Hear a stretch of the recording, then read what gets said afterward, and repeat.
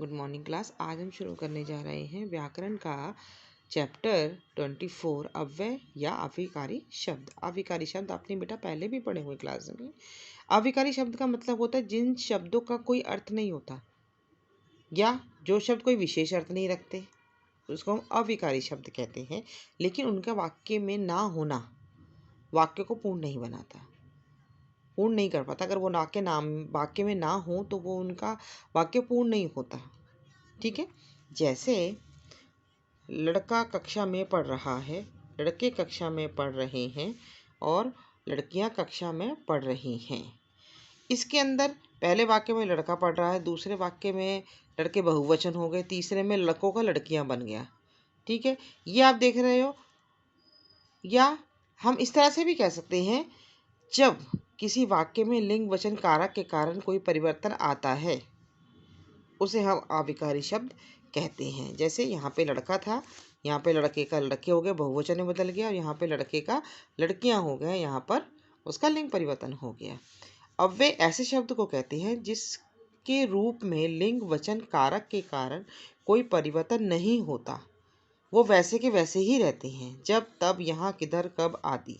ठीक है, उसको हम अव्यय शब्द कहते हैं। अव्यय के भेद 5 होते हैं: क्रिया विशेषण, संबंध बोधक, समुच्चय बोधक, विस्मयादि बोधक और निपात। क्रिया विशेषण वो होते हैं जहाँ पर क्रिया की विशेषता बताई जाती है, जैसे आपने पहले भी पढ़ा हुआ है, उसे हम क्रिया विशेषण कहते हैं। जिस अव्यय में क्रिया की विशेषता बताई जाती है वहाँ पर क्रिया विशेषण होता है। स्थान के संबंधी हो, काल का संबंधी हो, रीति संबंधी हो, परिणाम संबंधी। यानी कि काल यानी कोई किस जगह पर है, किस समय हुआ, किस तरीके से हुआ, किसका परिणाम है, यानी कि वो किस तरीके से खरीदा गया, बेचा गया, इस तरीके से। स्थानवाचक कि वो कहाँ पर है, जैसे हम ये कहें पक्षी ऊपर उड़ रहा है, ऊपर उड़ रहा है यानी कि आसमान में उड़ रहा है। कालवाचक वह सुबह बाजार गया था, कालवाचक हो गया, समय का बोध हो गया आपको। परिमाणवाचक का क्या हुआ? परिमाणवाचक का आप जब बताएंगे तो ये होता है साधु कम बोलते हैं। जैसे कि अब हम एक एक करके आपको समझाते हैं। स्थानवाचक क्रिया विशेषण, जिस क्रिया विशेषण शब्द में क्रिया के स्थान संबंधी विशेषता का बोध होता है, वो तो मैंने आपको भी समझा ही दिया। हरियाली चारों ओर फैली हुई है, स्थान का बोध हो रहा है। ऐसे ही कालवाचक है तो काल का बोध होगा। पक्षी शाम को लौटते हैं, श्रुति अभी आई है, समय का बोध होता है, जिसे हम कालवाचक कहते हैं। उसके बाद परिमाण वाचक क्रिया विशेषण, यानी कि जब परिमाणवाचक नाप तोल होता है, आपने पहले भी मैंने आपको पढ़ाया था क्रिया विशेषण में, नाप तोल, कम, ज़्यादा, थोड़ा, अधिक, इस तरीके से। साधु कम बोलते हैं, छोटा बच्चा बहुत हंसता है, इसमें बहुत और कम दोनों परिमाणवाचक के उदाहरण है। उसके बाद आता है रीतिवाचक, किस तरीके से कछुआ धीरे धीरे चलता है, वह तेज गति से चलता है, वह जोर जोर से हंसती है, ये रीति संबंधी हो जाते हैं। उसके बाद आता है क्रिया विशेषण और विशेषण में क्या अंतर है? बहुत आसान है। विशेषण वो होते हैं जो संज्ञा सर्वनाम की विशेषता बताते हैं, क्रिया विशेषण वो होते हैं जो क्रिया की विशेषता बताते हैं। क्रिया यानी कार्य की विशेषता बताते हैं, ये संज्ञा सर्वनाम की विशेषता बताते हैं। ये तो बहुत ईजी है। कोमल सुंदर लिखती है, घोड़ा तेज दौड़ता है। कोमल सुंदर लिखती है, सुंदर जो है कोमल का, सुंदर कोमल जो है वो संज्ञा हो गई, लिखना हो गया क्रिया, क्रिया की विशेषता बताई सुंदर, तो एक क्रिया विशेषण का उदाहरण हो गया। राधिका सुंदर है, सुंदर कौन है? राधिका, यानी कि संज्ञा, संज्ञा की विशेषता है तो यहाँ पर विशेषण हो गया। इसका डिफरेंस निकालना ये आप खुद ही समझ सकते हो।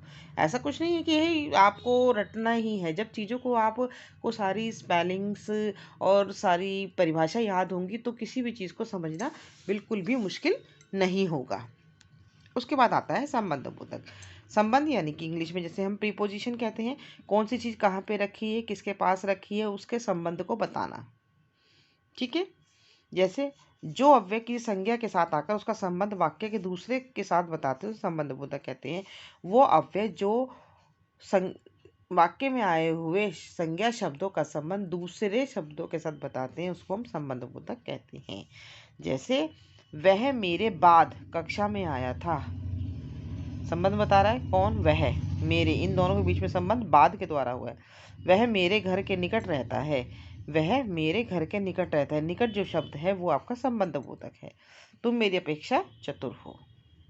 मुंह उसका मुंह चांद के समान है, उसका मुंह चांद जैसा है, यानी कि समान जो शब्द है वो उसकी तुलना कर रहा है।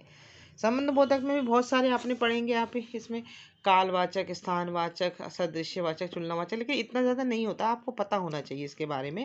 विरोधवाचक, विषयवाचक, संग्रहवाचक, सहचरवाचक। क्रिया विशेषण और संबंधबोधक में अंतर क्या होता है?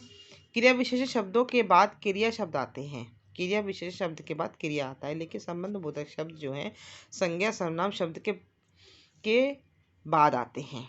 ठीक है, आपको पता ही है, क्रिया विशेषण है तो ऑब्वियसली वो क्रिया से पहले आएगा, और संबंध बोधक है तो वो संज्ञा सर्वनाम के बाद आएगा, जबकि संज्ञा सर्वनाम को पहले थोड़ी ना लगा देंगे हम शब्द को, तो वो शब्द जो है वो संज्ञा सर्वनाम शब्द के बाद में आता है।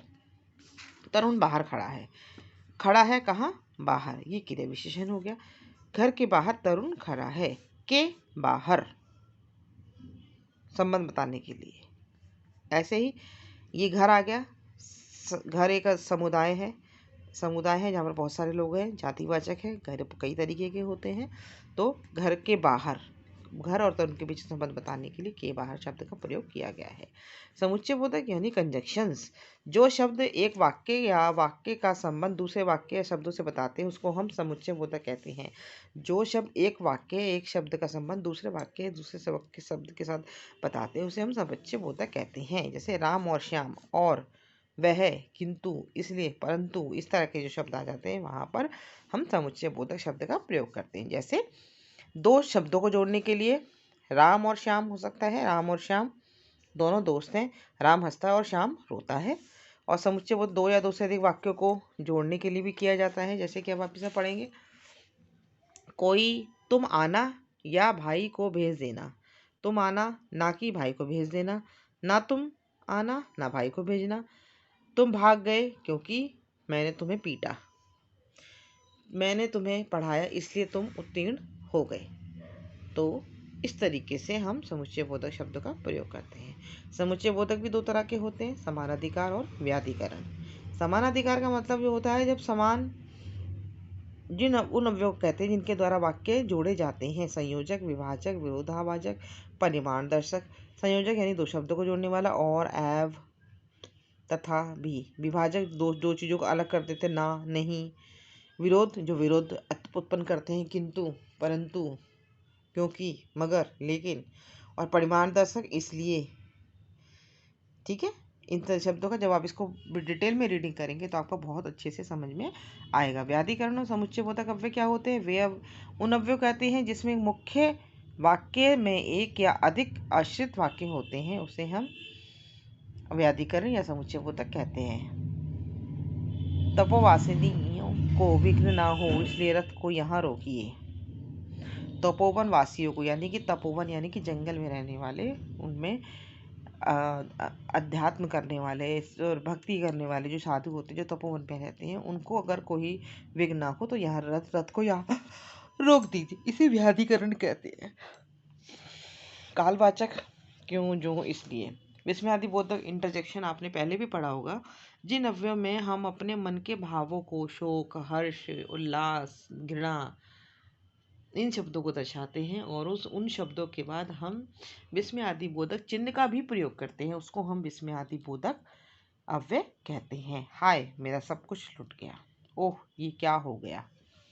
कार्य विस्मय आदि बोधक हर्ष, जैसे मैंने भी आपको बताया, हर्ष, आनंद, आश्चर्य, शोक, तिरस्कार मनोभावों को व्यक्त करते हैं। वह तुमने कमाल कर दिया, इस तरीके से।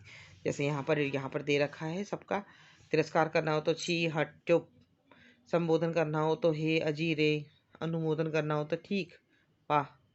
निवेदन करना हो तो कृपया। अभिवादन करना हो तो नमस्ते, राम राम, प्रणाम। शोक करना हो तो हाय, आ, उफ। इस तरीके से हम उनका प्रयोग करते हैं। उसके बाद आता है निपात। निपात वे अव्यय है जिनका प्रयोग निश्चित शब्द, समुदाय या पूरे वाक्य का अतिरिक्त भावार्थ प्रदान करने के लिए होता है। अब परिभाषा में आपको समझ नहीं आएगा, मैं बहुत उदाहरण के रूप में आपको समझाती हूँ। निपात का प्रयोग सर्वप्रथम वेदों में होता था। निपात बहुत कम प्रयोग किया जाता है, इसे संस्कृत भाषा में ज़्यादा प्रयोग किया जाता है।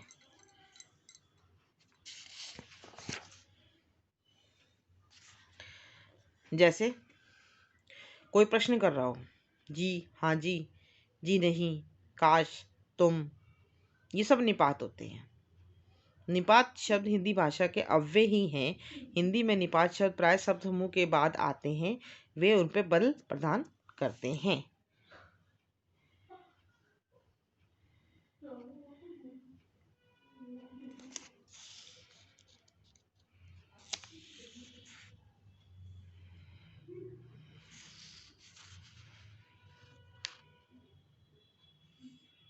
इनका पर इसमें ये ज़्यादातर होता है हाँ जी, मत, काश, हाँ, भी, नहीं, सा। इनको इनके द्वारा उस पर बल दिया जाता है, उसको हम निपात कहते हैं। ठीक है बेटा, अब आपको ये लेसन समझ में आ गया होगा। आप इसको रीड करेंगे तो आपको बहुत अच्छे से लेसन समझ में आ जाएगा। इसको रीड जरूर करना बेटा डिटेल में। अगर आप रीड करेंगे तो आपकी सारी क्वेरीज क्लियर होती चली जाएंगी।